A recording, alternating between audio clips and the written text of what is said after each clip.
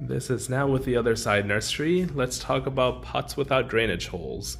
So as you know, a lot of people like to avoid pots without drainage holes for the reason that water can't flow through, it can't really aerate, but it can actually do all that. You just have to not use it as you would pots with holes.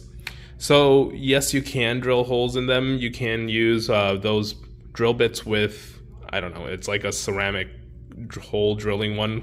I'll make a video on that in a little bit, but yes, you can drill a hole in it. But let's talk about how you can use pots without drainage holes in general as a decorative pot. So I usually recommend people using it as a giant oversized saucer. So what you can do is just grab a plant or take a plant, whatever plant you like, put it in there, and you're done. This is pretty much how I would have it at my house. If I have it by a windowsill, I don't have to worry too much about having a saucer. Saucers can be a little bit bigger. My windowsill is not really that big, so I would just keep it like this. When I water, I'll just let the water collect inside the pot for an hour or two, or sometimes I just don't even look back at it. And then afterwards, you can just kind of take the water out, pour it, and then put the plant back in, and then you're done.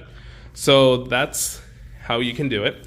Another way you can use a pot without drainage holes is if you do want to plant it in, just use a spray bottle to water the plant. So you don't want to pour a whole cup of water in, having the water level be up that high for weeks at a time.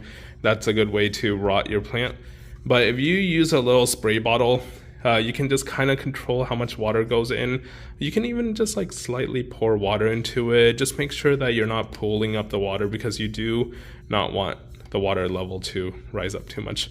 Yeah, so just be a little bit vigilant with the watering if you do plant your plant inside a pot without drainage holes. But the most efficient way and the most successful way in general would be just kind of keeping plants inside its original pot and just letting it grow, and just like that.